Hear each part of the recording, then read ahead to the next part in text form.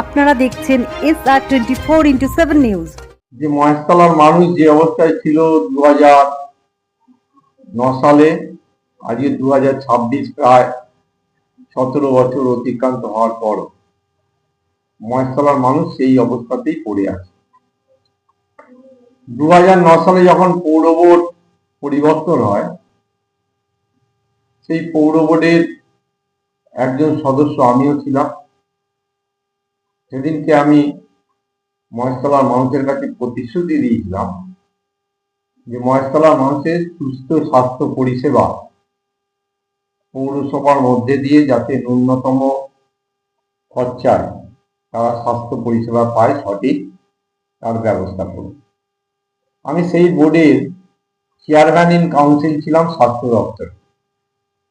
এখন আপনারা দেখতে পান কস্তুরী দাস সুপার স্পেশালিটি হাসপাতাল তৈরি হয়েছে। সেদিনকে কিন্তু কস্তুরী দাসের নাম বলে কিছু ছিল না। সেদিনকে ভিত্তিপ্রস্তর স্থাপন করেছিলাম আমার নেতৃত্বে মহেশতলা পৌর বোর্ড।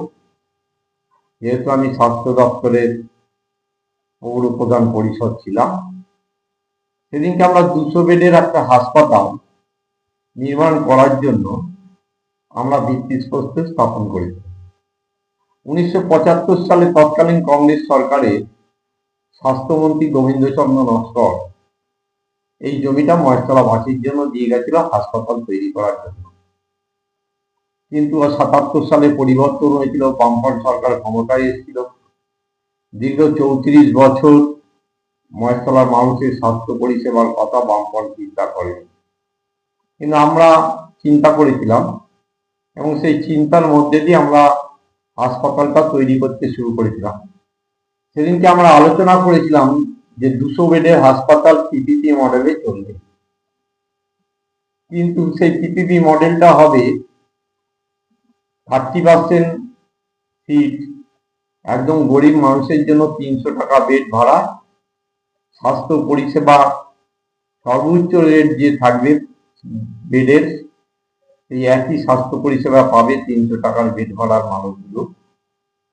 মিডিল ক্লাস মানুষের জন্য ছিল 600 টাকার বেড ভাড়া, এবং বাদবাকি সেটাও 30% ছিল, বাদবাকি 40% যে বেড থাকবে সেই বেড যিনি পিপিপি মডেলে করবেন তার যে রেট তিনি বসাবেন, আমরা সেই রেটেই তাকে করার জন্য আমরা অনুমোদন করব। সেই 40% সিট তার রেটের মধ্যে দিয়ে মহেশতলার মানুষ যাতে স্বাস্থ্য পরিষেবা পায়। কিন্তু দুঃখের বিষয়, আমি 2014 অব্দি ওই বোর্ডে ছিলাম। সেই 14 পর হাসপাতালটা কমপ্লিট হয়, 14 অব্দি কমপ্লিট হয়নি। 90% কাজ আমি করে এসেছিলাম।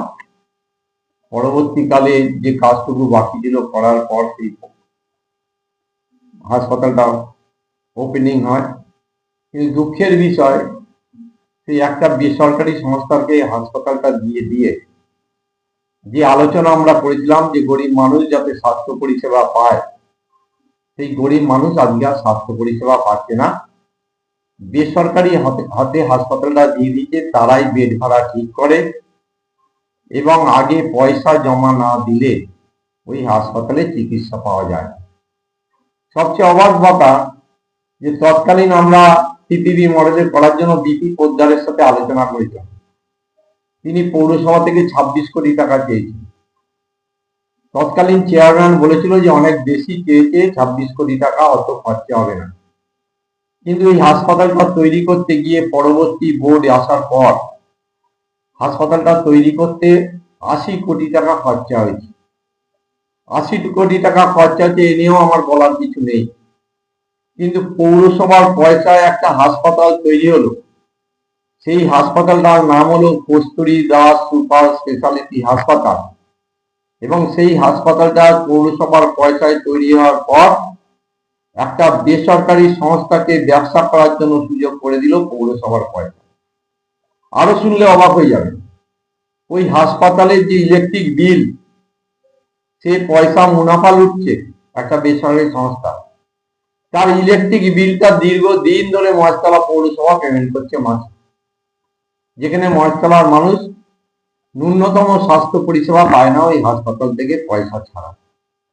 এবং একটা মাতৃসদন ছিল মহেশতলা পৌরসভা, গর্ভবতী মায়েদের ওখানে বিনা পয়সায় গর্ভবতী মায়েদের চিকিৎসা হতো। সেই হাসপাতালটাও বেসরকারীকরণ করে দিয়েছে। আগে পয়সা জমা না দিলে আপনার ট্রিটমেন্ট হবে না। আপনি মরে যান, হাত ভেঙে যাক, মাথা কেটে যাক, কোনো ট্রিটমেন্ট হবে না। আপনি ছটকাবেন, যতক্ষণ না পয়সা জমা দেবেন ততক্ষণ ওই হাসপাতালে ট্রিটমেন্ট হবে। তাই মহেশতলার মানুষকে আমার প্রথম কাজ হবে যে অন্তত ন্যূনতম পয়সায় তারা যাতে সঠিক স্বাস্থ্য পরিষেবা পায় সেটা পৌঁছে দেওয়া। এবং আজকে আমি বলি যে শীত গিয়ে আজকে গরমে পড়েছে, বসন্তকাল এসে গেছে, সামনেই আবার বর্ষা আসবে, কিন্তু শীত যাওয়ার পরও আজকে গরমের মধ্যেও আপনি গিয়ে ঘুরুন মহেশতলা পৌরসভার 35টা ওয়ার্ড, মহেশতলা বিধানসভা, তার থেকে 26টা ওয়ার্ড নেই মহেশতলা বিধানসভা। 35টা ওয়ার্ডে এমন কোনো রাস্তা নেই যে রাস্তায় জল জমে। এক পশলা বৃষ্টি হলেই আপনারা নিশ্চয়ই দেখবেন, আমি প্রচারে বেরিয়ে এক হাঁটু জলের উপর দাঁড়িয়ে মানুষের যে দুঃখ দুর্দশা সে দেখে আমি অবাক হয়ে গেছি। যে এক পশলা বৃষ্টি হলে মহেশতলা পৌরসভার প্রত্যেকটা রাস্তা জলের তলায় চলে যায়। সবচেয়ে অবাক কাণ্ড যে মহেশতলার বুকের উপর দিয়ে একটা গঙ্গা বয়ে গেছে, যাকে আমরা বলি হুগলি নদী। সেই গঙ্গা বয়ে যাওয়ার পরও মহেশতলা পৌরসভার একটা সুস্থ জল নিকাশি ব্যবস্থার এখনো পর্যন্ত করে উঠতে পারেনি মহেশতলা পৌরসভা। এদিকে মহেশতলা পৌরসভা মানুষ জলের তলায় থাকে, আর চেয়ারম্যান থেকে মহেশতলা পৌর বোর্ডের যারা কাউন্সিলর, যারা ক্ষমতায় আছে, তারা রাজার মতো যাতায়াত করে। আজকে মহেশতলা পৌরসভার মানুষের এই অবস্থা। এবং আমার প্রথম প্রেফারেন্স হবে যেমন স্বাস্থ্যের সাথে সাথে মহেশতলা পৌরসভার জল নিকাশি ব্যবস্থার একটা সুষ্ঠু সমাধান যাতে আমি তৈরি করতে পারি, বা একটা ব্যবস্থা যাতে মানুষের কাছে পৌঁছে দিতে পারি, যাতে মানুষকে 6 মাস 8 মাস জল পেরিয়ে না যাতায়াত করতে হয়, তার ব্যবস্থা করার জন্য আমার সবচেয়ে বেশি প্রেফারেন্স থাকে। আপনারা দেখবেন রাস্তায় কাজ হচ্ছে, পেপার ব্লক করছে। আমি বলি আপনারা নিশ্চয়ই দেখেছেন এই সরকার ক্ষমতায় আসার পর সারা পশ্চিমবাংলায় নীল সাদা রং দিয়ে এমন কোনো বিল্ডিং নেই, এমন কোনো পোল নেই, এমন কোনো রাস্তা নেই সরকারি যে নীল সাদা রং হয়েছে। সেই নীল সাদা রংগুলো গেছিল কোথা থেকে? অভিষেক পেন্টস থেকে। কালীঘাটের মোড়ে যাবেন, দাঁড়িয়ে দেখবেন, বাদিকে ঢুকবেন, মোড় থেকে দেখবেন বড় করে লেখা আছে অভিষেক পেন্টস। ওইখান থেকে, ওই কোম্পানি থেকে রংগুলো গেছে সারা পশ্চিমবাংলায়। নীল সাদা রং দেয়ালে দেয়ালে লেগেছে, আর পয়সা মুনাফাটা গেছে ওই ব্যানার্জি পরিবারের কাছে।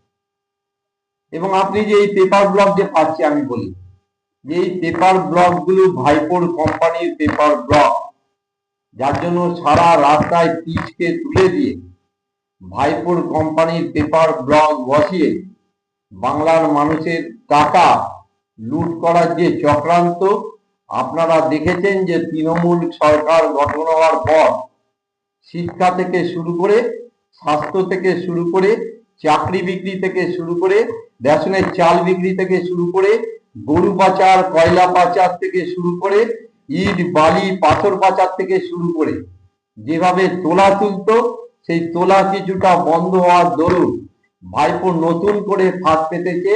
পেপার ব্লকের মধ্যে দিয়ে ভাইপো মুনাফা তুলে নিয়ে যাচ্ছে ওই ব্যানার্জি পরিবার। বাংলার কোনো মানুষের উপকার হচ্ছে না। পথশ্রীর নামে যে রাস্তাগুলো হচ্ছে, ভাইপোর থেকে যদি ওই পেপার ব্লক না হয় সেই কন্ট্রাক্টর কাজ পাবে না, সেই রাস্তায় কাজ হবে না। অন্য পেপার ব্লক দিয়ে, অন্য কোম্পানির পেপার ব্লক দিয়ে রাস্তায় কাজ হবে। আজকে পশ্চিমবাংলার মানুষকে এই জায়গায় ফেলে দিয়েছে তৃণমূল কংগ্রেস। আমি বলছি আপনি ওই জিঞ্জিরা বাজার বাদ দিন না, আমি জিঞ্জিরা বাজার থেকে ব্রিজ যাবেন, তাড়াতলা দিয়ে যাবেন, কি অবস্থা রাস্তা, রাস্তার কি মানুষ চলাচল করতে পারে? আমি তো আবার বলছি যে এমন কোনো রাস্তা নেই যে রাস্তার অবস্থা ওই জিঞ্জিরা বাজার থেকে আপ টু তাড়াতলা অব্দি যে পরিস্থিতি, সারা পশ্চিমবাংলার সমস্ত রাস্তার সেই পরিস্থিতি।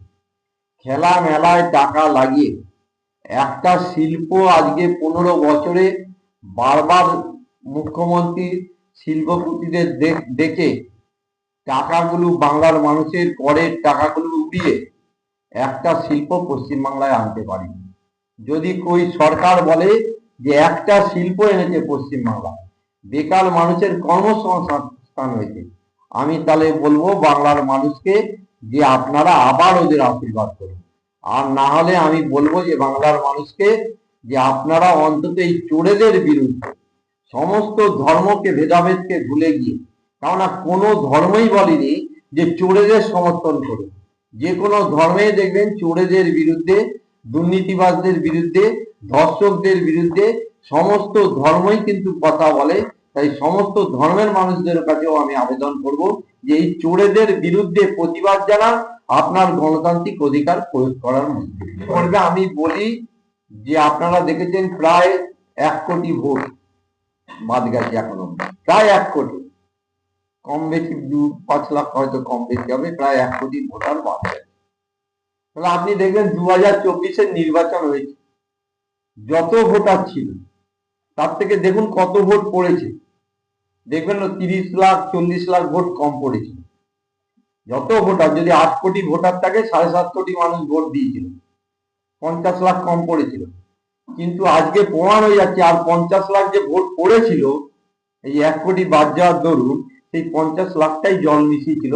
তাই দেখবেন যে তৃণমূল কংগ্রেস জলের মধ্যে দিয়ে, ভোট মেশিনের জল মেশানোর মধ্যে দিয়ে 2024-এর নির্বাচনে জয়যুক্ত হয়েছিল। আজকে প্রমাণ হয়ে যাচ্ছে এসআইআর হওয়ার। আমি আপনাদের বলি যে একটা যুবসাথী করেছে, সেই মানুষটা 40 বছর বয়স অব্দি যুবসাথী পাবে। ওনাকে জিজ্ঞেস করুন 41 বছর বয়সে উনি কি বিষ খাবে, কি কাজ করবে?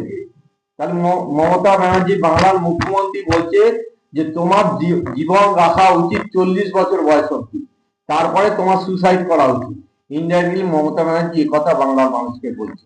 আর একটা মুখ্যমন্ত্রী, আমি অবাক হয়ে যাই যে একটা মুখ্যমন্ত্রী, এই মুখ্যমন্ত্রী সিংহাসনে এই পশ্চিমবাংলার বিধানচন্দ্র রায়, প্রফুল্ল সেন, প্রফুল্ল ঘোষ, অজয় মুখার্জি, সিদ্ধার্থ শঙ্কর রায়, জ্যোতি বসু, বুদ্ধদেব ভট্টাচার্যের মতো মানুষ এই সিংহাসনে বসেছে।